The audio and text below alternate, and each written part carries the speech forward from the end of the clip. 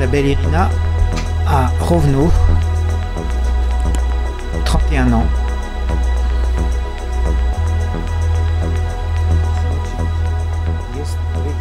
Alors il y a deux caméras, cette caméra sur nous deux et cette caméra sur vous. Quand nous parlons, vous pouvez regarder sur la caméra. Pouvez-vous vous présenter votre nom, quel âge vous avez? Je m'appelle Irina, j'ai 31 ans. Vous êtes né dans cette ville? Ah. Non, je suis né dans une petite ville, dans la région de Tchernigov. Je suis simplement venu ici vivre chez ma sœur. J'aime beaucoup cette ville et je suis resté pour vivre ici. Ah, vous vivez avec votre sœur. Quelle est votre profession? En ce moment, je travaille dans une boîte de nuit comme administratrice dans un club de karaoké. Oui, dans cette ville à Rovno. Ça fait longtemps que vous êtes inscrite dans une agence matrimoniale? Ça fait 1 an. Votre but, c'est de créer une famille? Quelle était la raison? Oui, je veux créer une famille, mais je veux être certaine que ce sera une vraie famille. Parce que j'ai déjà eu une expérience négative. J'ai vécu 7 ans dans le mariage.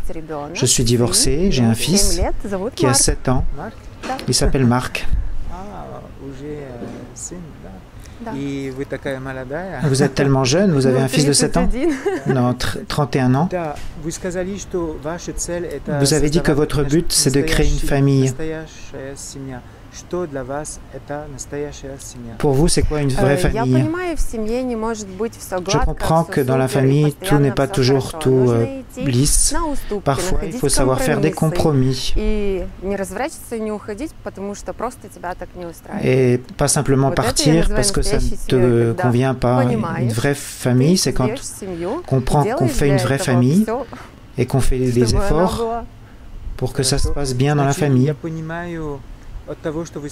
Donc je comprends de ce que vous dites que dans votre précédente expérience, il n'y a que vous qui faisiez des compromis. C'était comme ça? Oui, c'est ça en principe, oui.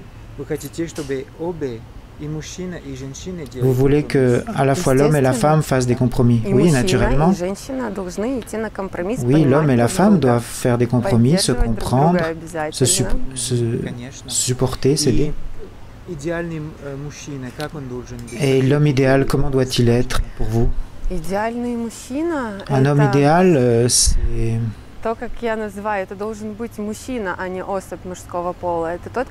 doit être un vrai homme, pas simplement une image de l'homme. Un homme qui respecte les femmes, qui aime les enfants, bien sûr, avec du charisme. Il aime les enfants. Et charismatique? C'est quoi charismatique? Ce ne sont pas simplement des paramètres grands, des cheveux bruns et des yeux bleus.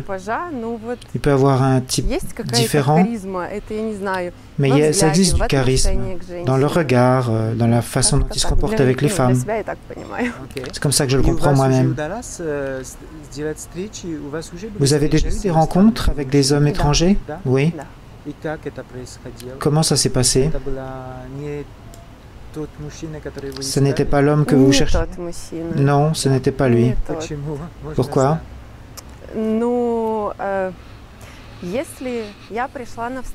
Si je viens à la rencontre, on communique, et si on discute jusqu'à tard le soir, il devrait au moins me raccompagner à l'endroit où j'habite, c'est non pas simplement dire bye.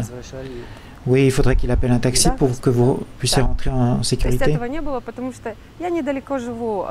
Mais il ne l'a pas fait parce que j'habitais pas très loin du restaurant où on a mangé. Donc il a dit c'est pas la peine de raccompagner. Mais ça je ne comprends pas. Voilà une belle leçon pour lui.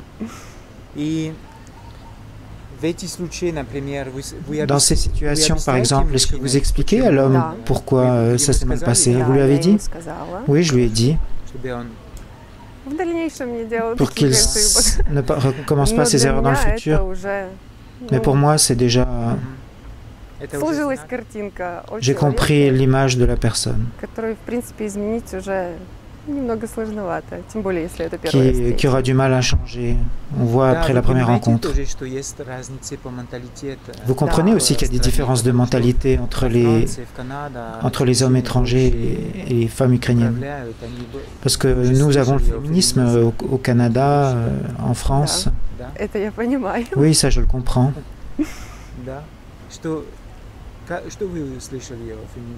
Qu'est-ce que vous avez entendu du féminisme au Canada?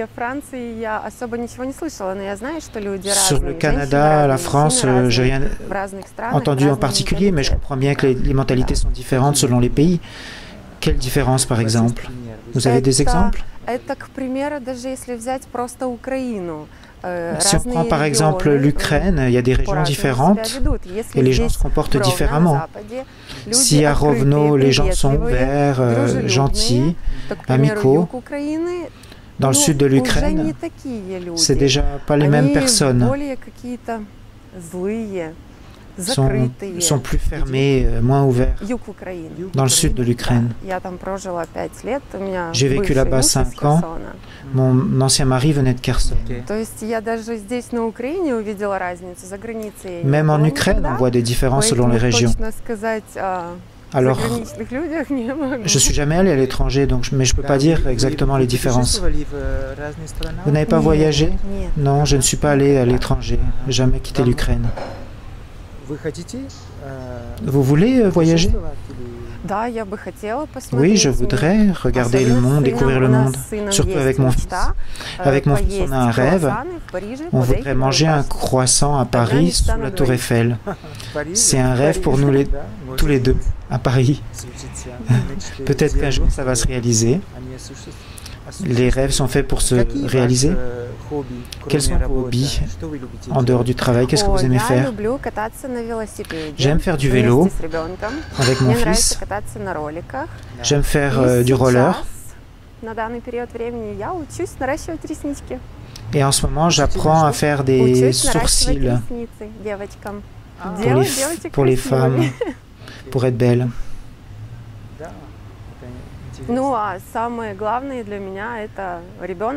Et pour moi, le principal, c'est m'occuper de mon fils, évidemment.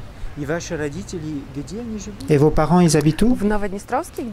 À Novodnitrovsk, là où je suis né, dans la région de Tchernigov. C'est proche d'ici? Non, c'est assez loin d'ici. Alors pour vous, c'est difficile. Si vous laissez votre fils, si vous voulez travailler le soir, vous trouvez quelqu'un pour le garder? Oui, mais en ce moment, j'habite avec ma sœur. Elle m'aide.